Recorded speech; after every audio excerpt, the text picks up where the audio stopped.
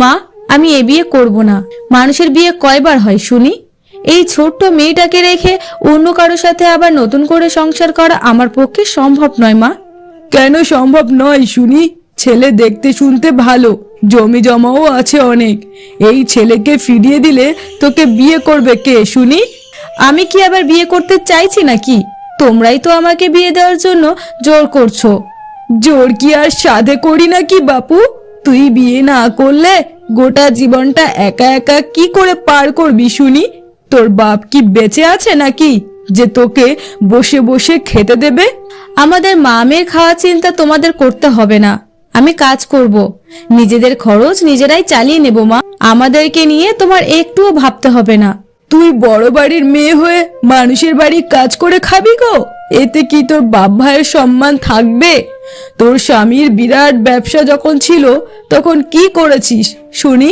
নিজেদের ভবিষ্যতের জন্য তো কিচ্ছু রাখিসনি। তোমার মতো মা যার আছে তার কি শত্রুর প্রয়োজন আছে নাকি? অল্প বয়সে বিয়ে দিয়েছিলে, কখনো একটুও বুঝাওনি, ভবিষ্যৎ নিয়ে কখনো ভাবতেও বলনি। তোর সব বিষয় যদি আমাকেই ভাবতে হয় তাহলে তোর মাথার ব্রেন কাজে লাগাবি কবে বাপু? এখানে আমি তর্ক করতে আসিনি। তুই বিয়ে করবি, এটাই ফাইনাল। তোমরা আমাকে পুতুল মনে করেছো তাই না? আমার অর্থ সম্পদ তোমার ছেলেরা যখন হাতিয়ে নিয়েছে তখন তোমার মান সম্মান কোথায় ছিল? তখন তোমার আমার জন্য কষ্ট হয়নি কেন? আর রাগ করিস না মা, বিয়েটা করে নে এবার।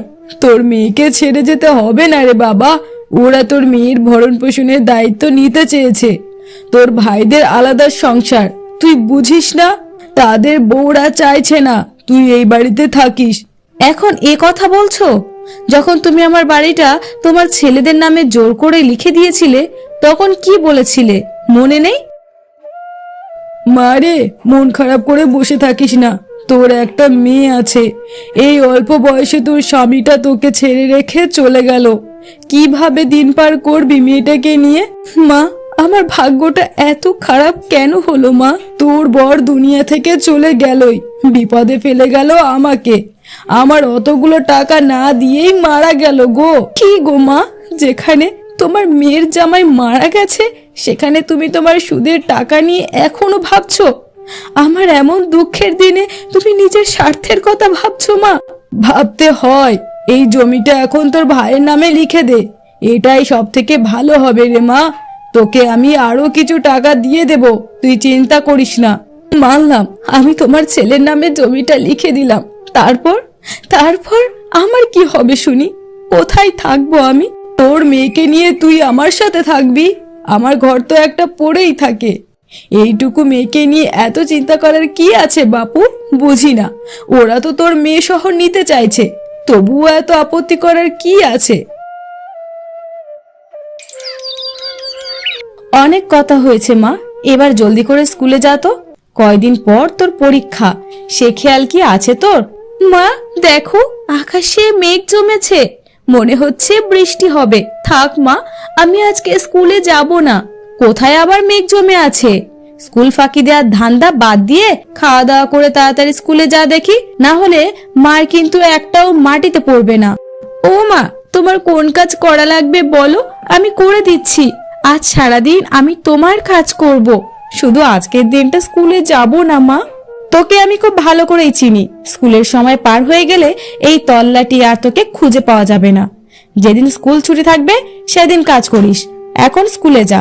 এখন তুমি আমার কথা শুনলে না তো, দেখো পরে তোমার কোনো কথা আমিও শুনবো না। ভাবি, তোমার সাথে আমার কিছু কথা আছে। আমি যে কথাগুলো বলবো মনোযোগ দিয়ে শোনো। এমন ভাবে বলছো আমার কিন্তু ভয় লাগছে। দেরি না করে বলে ফেলো তো। তোমার শ্বশুর মশাই মানে আমার বাবা মিনার ব্যাপারে একটা সিদ্ধান্ত নিয়েছে। তুমি কিছু মনে করো আর না করো, শুনতে তুমি বাধ্য। আচ্ছা, এত তালবাহানা না করে বলে ফেলো দেখি, কি সিদ্ধান্ত নিয়েছে শুনি। বাবা বললেন মিনার খরচ অনেক বেড়েছে, সে দিন দিন বড় হচ্ছে, তাই ওর জন্য তোমাকে আলাদা করে টাকা দিতে হবে। বাজারে সবকিছু আগুন, তার মধ্যে তোমার মেয়ে মিনার জন্য বিনা পয়সায় কিছু করা সম্ভব না। তুমি ভেবেচিন্তে দেখো, বিয়ের সময় তো এসব কোনো কথা বলেনি, আর আমি এখানে এখন অতগুলো টাকা কোথা থেকে পাবো আর কোথা থেকেই বা দেব? আমার কাছে কোনো টাকা পয়সা নেই। টাকা নেই বললে তো হবে না, তোমার বাবার বাড়ি এত বড় লোক, যাও সেখান থেকে টাকা নিয়ে এসো। আমার এই ছোট্ট মেয়েটাই তোমার বাপের কাছে এত বেশি বোঝা হয়ে গেল, এতে মেয়েটার পেট দেখে তোমাদের এত ভয় করছে। ওকে আমি আমার মায়ের কাছে রেখে আসব। সে যা পারো তাই করো, এখানে রাখতে হলে তোমার মেয়ের সব খরচ বাবদ টাকা পয়সা দিতে হবে। এটাই বাবার ফাইনাল সিদ্ধান্ত, মানতে হয় মানো, আর না হয় যা পারো তাই করো।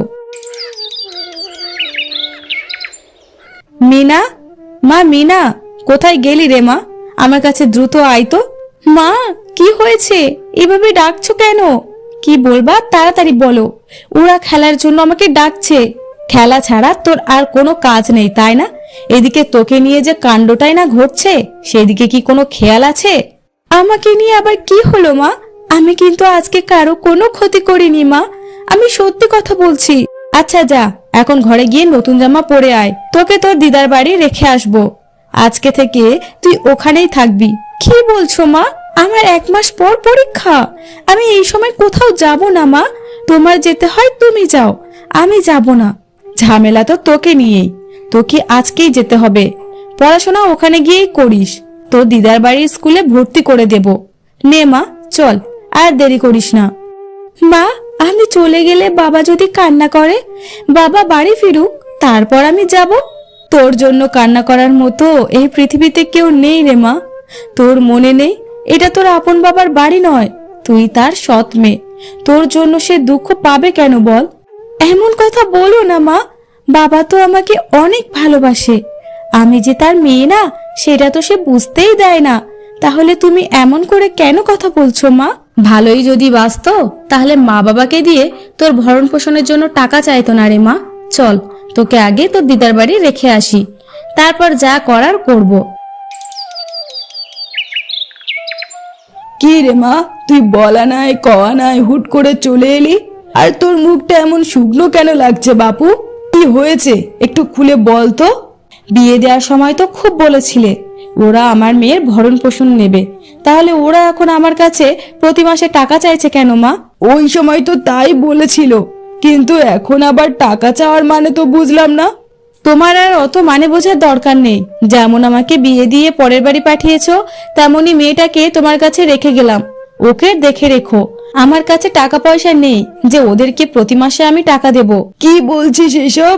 আমি ওকে কিভাবে রাখবো বাপু? আমি নিজেই তো তোর ভাইদের মধ্যে খাই, ওরা কি তোর মেয়ের দায়িত্ব নেবে নাকি? তাহলে এখন তুমি বলো আমি এখন কি করব? আমি আমার মেয়েটাকে নিয়ে অনেক সুন্দর দিন পার করছিলাম, তুমি তো আমার এই সর্বনাশটা করলে মা। একটা কাজ কর তো বাপু, তোর ভাবির সাথে কথা বলে দেখ, সে যদি রাখতে রাজি হয় তাহলে রেখে যা, আর যদি রাজি না হয় তাহলে তোর মেয়েকে নিয়ে তুই চলে যাস। ভাবি, তোমার কাছে আমার একটা আবদার আছে। হ্যাঁ হ্যাঁ বলো, কি আবদার? তোমাদের তো আবার আবদার ছাড়া কোনো কাজ নেই। ভাবি, মিনাকে তোমার কাছে 10-15 দিনের জন্য রেখে যেতে চাই, তারপর বাড়ির ঝামেলাটা মিটে গেলে ওকে এসে নিয়ে যাব। রাখবে ভাবি? ওকে যে আমি রাখবো, তোমার দাদা যদি আবার রাগ করে? আমি এখনই কিছু বলতে পারছি না। দাদা রাগ করবে কেন? ভাগ্নি মামার বাড়িতে থাকবে, এখানে রাগের কি আছে? তুমি জানো না তোমার ভাই একলা ইনকাম করে এতগুলো মানুষের পেট চালায়, তার উপর তোমার মেয়ে বাড়তি একজন মানুষ গো। তবে তুমি যদি ওর জন্য কিছু টাকা দিতে পারো তাহলে রাখার চিন্তা একটু করতে পারি। ভেবে দেখো কি করবে। কি বলছো ভাবি? 10-15 দিনের জন্য টাকা দিয়ে রাখতে হবে? এতে মেয়েটার জন্য তোমাদের কি কোনো মায়া হয় না ভাবি? ওসব মায়া টায়া করে কোনো লাভ নেই ভাই, টাকা দিতে পারলেই রেখে যাও, আর যদি না পারো তাহলে তোমার মেয়েকে তুমি সাথে করে নিয়ে যাও। ও বাড়ি থেকে রাগ করে তো নিয়ে এসেছি, আবার এখন যদি ফেরত নিয়ে যায় তাহলে ওরা আমাকে আরো কথা শোনাবে, তার থেকে বরং রেখে যায়।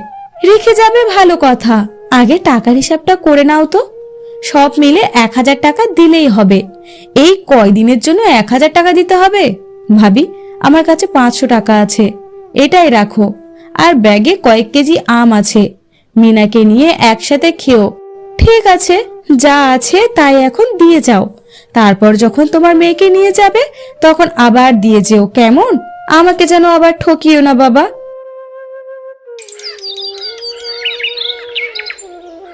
মা, স্কুল থেকে এসেছি কখন, দুপুর গড়িয়ে বিকাল হতে যাচ্ছে, এখনো ভাত খেতে দিচ্ছ না কেন? আমার কি খিদে লাগে না মা? তোর খিদে লেগেছে সেটা তো বুঝতেই পারছি রে মা, আর একটু অপেক্ষা কর। তোর দাদু ঘর থেকে বেরিয়ে গেলে আমি তোকে খেতে দেব, তুই একদম ভাবিস না।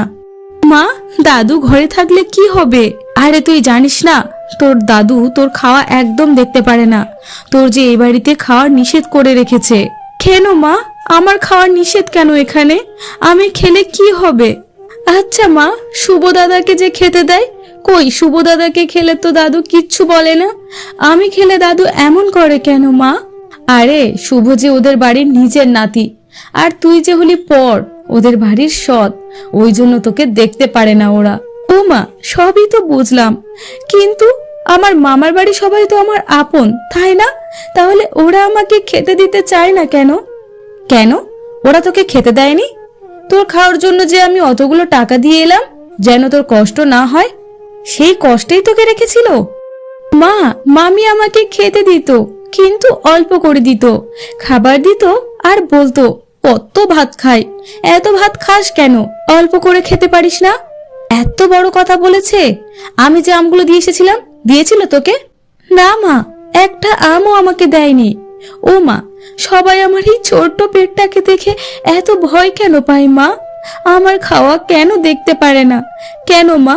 আমার খুব কষ্ট লাগে মা, ওরা আমার সাথে এমন কেন করে?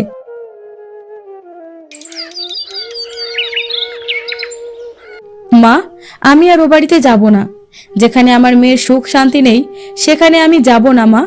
তুই যদি সংসার করে না খাস, ওই বাড়িতে যদি না যাস, তাহলে থাকবি কোথায়, যাবি কোথায়, আর চলবি বা কিভাবে তুই?